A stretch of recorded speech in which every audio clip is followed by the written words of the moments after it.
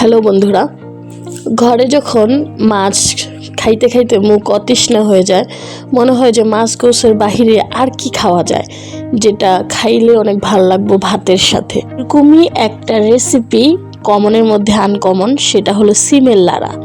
এই যে প্রথমে আমি পেঁয়াজ কুচি, কাঁচামরিচ কুচি আর সিমগুলো দিয়ে দিলাম। প্রথমে ওগুলো হালকা তেলে ভেজে এখন এই পর্যায়ে আমি পরিমাণ মতো লবণ, হলুদের গুঁড়া এবং মরিচের গুঁড়া অ্যাড করে দিলাম। তারপর এটাকে শক্ত হাতে নাড়তে হবে।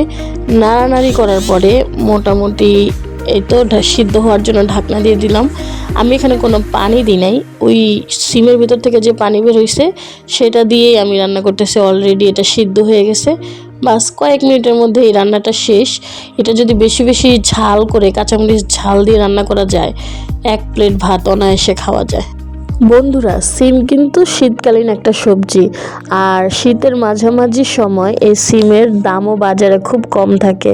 তো বেশি করে তেল দিয়ে ঝাল দিয়ে রান্না করলে এটা কিন্তু রেসিপি হিসেবে খারাপ না।